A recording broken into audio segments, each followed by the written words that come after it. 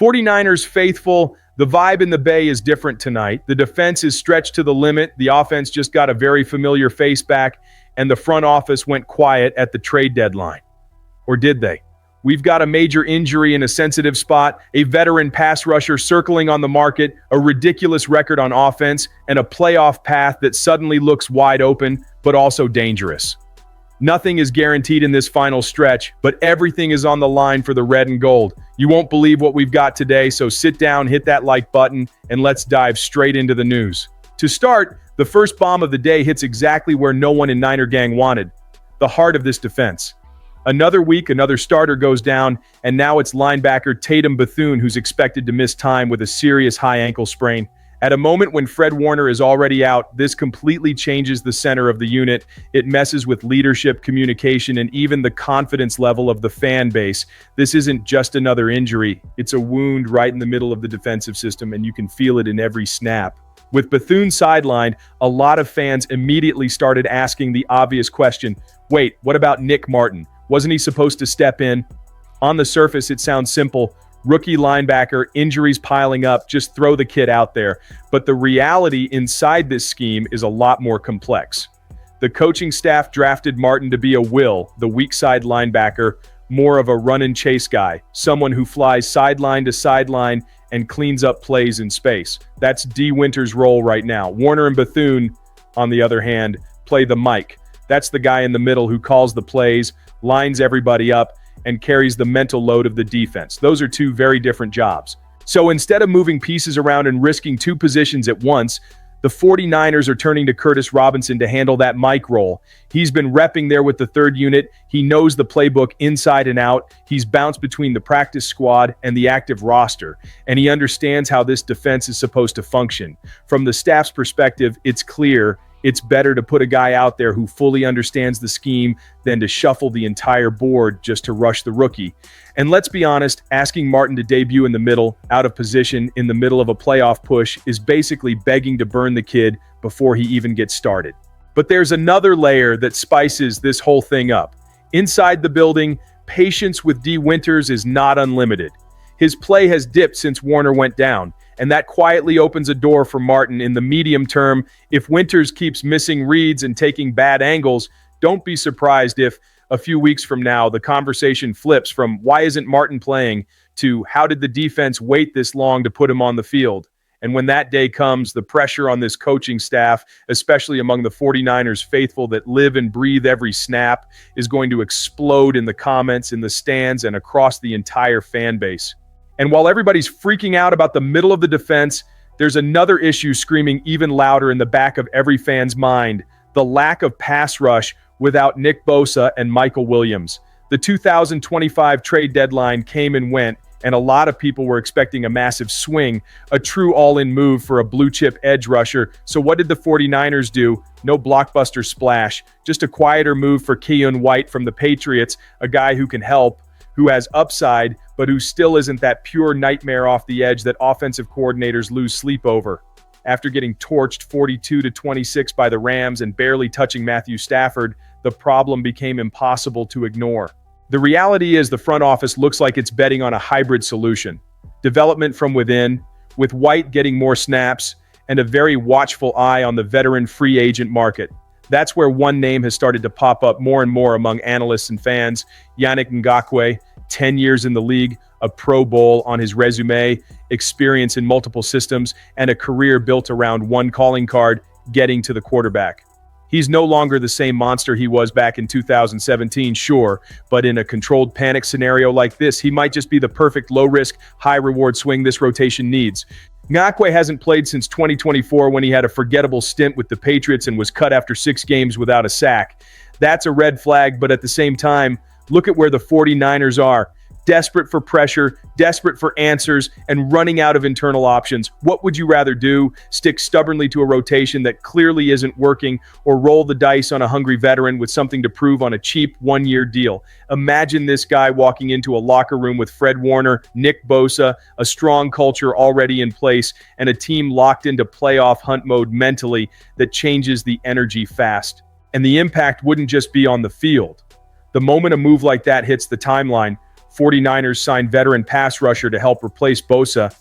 The entire mood around the red and gold shifts. The message becomes crystal clear. This front office isn't just talking about urgency, it's acting on it. A move for Ngakoue wouldn't magically fix everything or bring Bosa back, but it would send a statement to the locker room and the fan base. We know we can't go into January without putting fear into opposing quarterbacks. So I'll throw it back to you, Niner Gang. Would you take that gamble right now? Because if there's one thing that doesn't match this franchise's DNA, it's showing up soft in big games. While the defense is trying to rebuild itself in the middle of all this chaos, the offense delivered something nobody expected to see so soon. Brock Purdy back in full vintage mode, like he never missed a snap. Yes, the Arizona Cardinals did everything they could to make his life easier, but the way he executed, smooth, controlled, surgical, had the entire locker room walking out of that stadium saying the same thing. He came back on a different level. And that reaction wasn't just about the box score, even though 19 of 26 for 200 yards and 3 touchdowns already speaks volumes. The real impact came from how he ran the offense, how he brought calm, rhythm, and confidence from the very first drive. Christian McCaffrey, a guy who doesn't throw around big compliments lightly, spelled it out. He was vintage Brock. When a leader like CMC uses that kind of language, you know the vibe shifted. Purdy came back reading defenses early, adjusting protections at the line, checking into the right looks, and spotting man coverage matchups before the snap, like on that 30-yard strike to George Kittle after he checked at the line to confirm Kittle had a linebacker one-on-one. That's not just execution, that's full command of the system. That's a quarterback in control of the entire offensive operation. And what might be the craziest part, there were no signs of rust, none. No hesitant footwork because of the toe, no mistimed throws from being off rhythm, no "I've been out a while" moments. He just stepped back in and owned the game. Kittle let something slip in his post-game comments that tells you everything. He said Purdy's presence in the huddle is elite, that when he talks, everyone locks in. That kind of natural command can't be coached. You either have it or you spend your whole career chasing it. Purdy clearly has it. Then there's the emotional side. When he dropped that second touchdown to Kittle in the third quarter, you could feel the shift. It wasn't just a big play. It felt like the whole team exhaled. Teammates were celebrating Purdy even more than the actual touchdown catch. And that only happens when the group truly sees the quarterback as the heartbeat of the team. They weren't just happy about the points. They were happy that their guy was back and in total control. And let's not ignore the obvious storyline everyone was waiting to stir up. With Mac Jones keeping the playoff push alive while Purdy was out, a lot of people expected some kind of quiet controversy, a little tension, at least a hint of doubt. Instead, Purdy came back and shut that down immediately, not with press conference quotes, but with performance. He walked onto the field and basically said, "This is my team," and the way he played backed that up. More than that, he showed the ceiling of this offense is still higher than most people thought, and if you think that was the full extent of his impact, just wait until you see how this ties directly into the playoff race and what's coming next on the schedule. With Purdy lighting the offense back up and bringing a totally renewed energy, the conversation naturally shifts to the playoff hunt. Because, faithful, the schedule just laid out a path that could completely redefine this season. That dominant win over the Cardinals wasn't just a sigh of relief, it was step one in a stretch the 49ers simply have to capitalize on. And the impact of that win got even bigger when the Lions stumbled on Sunday Night Football, pushing San Francisco back into a playoff spot after briefly falling out of the picture. The numbers back up what your eyes are starting to see.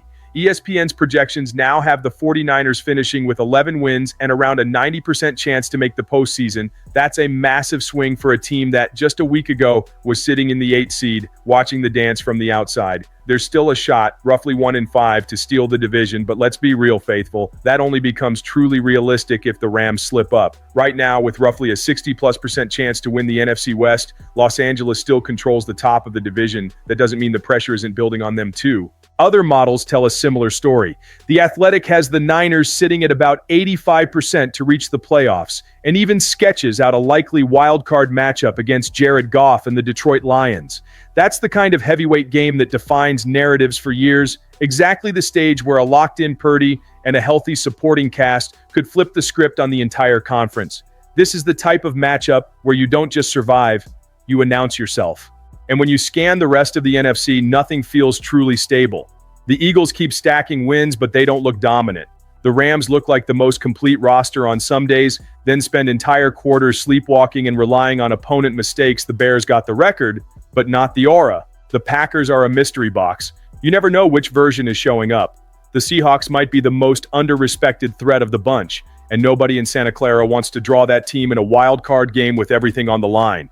Here's the real pivot point in this whole story. The next 3 games for the 49ers are against flat-out bad offenses. Panthers, Browns, Titans. These are teams that don't have the firepower to drag San Francisco into 35-point shootouts. On paper, there is no excuse. None. This is the stretch where you stack wins, fix the details, tighten the defense, and let the offense build rhythm and confidence with Purdy fully back in command. By the time Christmas hits, this team needs to be rolling, not searching for an identity. If that happens, if the Niners handle business, if the defense stabilizes even without some of its stars, and if the offense keeps playing loose, confident, and explosive, San Francisco doesn't just sneak into the postseason as another wild card. They arrive as a real threat, a problem, a team nobody wants to see across from them in a win-or-go-home situation, and that completely changes the mood around the red and gold, inside the locker room and across the entire 49ers faithful. 49ers faithful. After everything we've just walked through, you can feel this season is nowhere near written. The defense is banged up but searching for answers. The offense, with Purdy back, seems to have rediscovered its true identity. The front office is under intense pressure to make the right move, and the schedule has opened a lane straight toward the postseason. Now I want to see the comments on fire. I want to know what you think.